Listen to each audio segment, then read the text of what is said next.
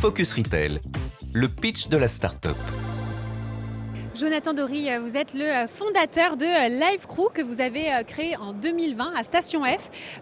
C'est une solution qui aide les retailers à comprendre les motivations d'achat de leurs clients et les raisons aussi de leur absence. C'est une application qui sert aux conseillers de vente. Comment ça fonctionne ?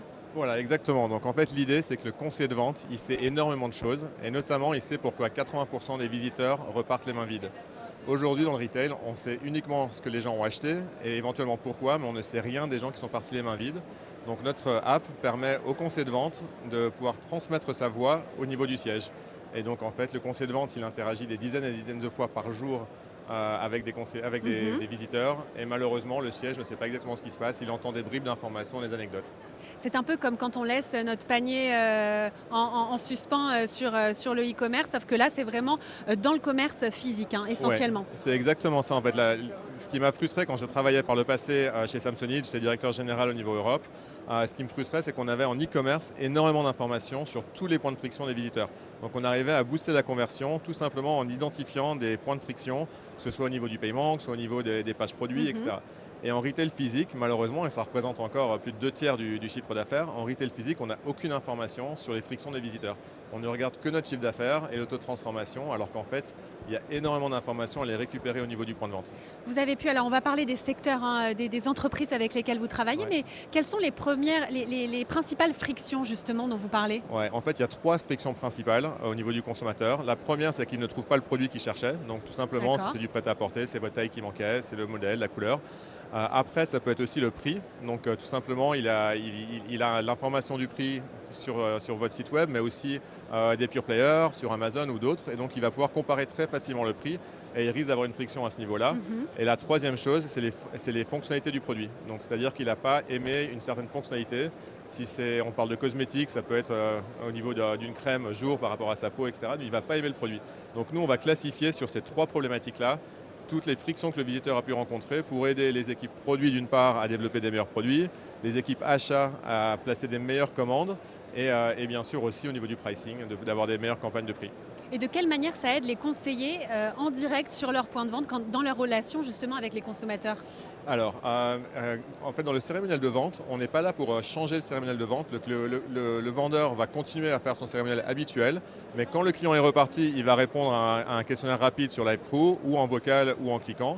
Et en fait, ça va quand même lui faire une certaine formation sur ce qu'on veut savoir de lui. Ah oui, et donc, en fait, on se rend compte que le discours de vente s'adapte au fait qu'il sait que le siège a envie de savoir si la personne est venue pour telle raison ou pour telle raison. Alors justement, vous travaillez avec quel secteur ? On imagine le prêt-à-porter en premier, mais ce n'est pas vos seuls clients. Non, tout à fait. On a commencé avec le prêt-à-porter et aussi avec les accessoires. Ensuite, on a fait du luxe avec Montblanc, par exemple.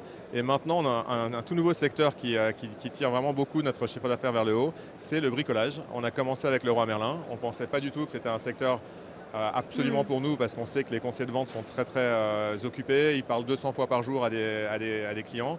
Et en fait, on s'est rendu compte qu'il y a d'autres moyens de récupérer de la data au sein de ce genre de magasin-là et de pouvoir aussi, en fait, au niveau de la sortie, quand un client repart les mains vides, il faut imaginer que vous allez chez un Leroy Merlin, vous avez été vous garer, vous êtes rentré dans le magasin, vous avez fait des kilomètres dans les allées et vous partez les mains vides, c'est qu'il y a vraiment eu un problème. Et donc là, ils ont ce qu'on appelle un peu ce qui est le good buyer. Donc en gros, c'est leur gardien de but.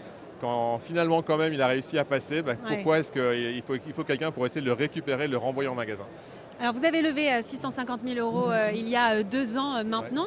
À quoi vous a servi cet argent ? Est-ce que c'est pour renforcer ces solutions au sein de ces secteurs-là ou est-ce que vous allez aussi vous diriger vers d'autres secteurs ? Donc tout à fait. Donc en fait, la levée de fonds nous a permis de recruter des gens au niveau de l'IA et du développement, mais également d'être présents sur des salons tels que le Tech for Retail ici et d'autres salons également. Donc c'est hyper important pour nous de rencontrer plein de retailers. On se rend compte qu'en fait qu'au début, vous voyez ici, ils ont des centaines et des centaines de solutions qui existent, qui sont toutes les plus innovantes que les autres. Et donc il faut sortir du lot, il faut leur montrer un peu ce qu'on fait et à quoi ça va leur servir réellement d'utiliser ça. C'est la première fois que vous êtes sur son salon ? Non, ça fait plusieurs années qu'on vient ici et on n'est pas été au début, mais là maintenant ça fait 3 ans qu'on vient. Et c'est un début de salon réussi là pour l'instant? Ce matin était incroyable, donc là il est 14 heures, on a eu des tours de très belles maisons qui sont venues nous voir et des gens individuellement qui sont venus nous voir, donc ça part sous des chapeaux de roue.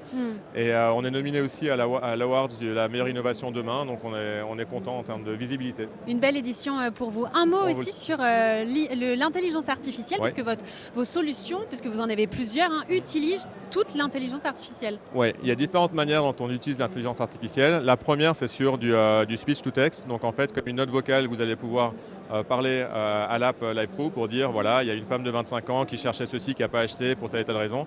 Vous le parlez, ça prend 15 secondes. L'IA derrière, elle va le retranscrire en texte et ensuite, on va aussi répondre à un questionnaire. En fait, l'IA va répondre au questionnaire à votre place. Et D'accord. grâce à ça, on peut dashboarder immédiatement les résultats en temps réel que l'IA a réussi à retrouver. Et puis après, il y a du machine learning, donc ça, c'est d'autres algorithmes qui vont permettre de trouver des similitudes dans les profils des clients, qui se comportent de telle manière, et comment les convertir à l'avenir. Merci beaucoup Jonathan Dory d'avoir été avec nous. On vous laisse filer à vos occupations et bon salon surtout. Et puis nous, on retrouve tout de suite notre deuxième start-up.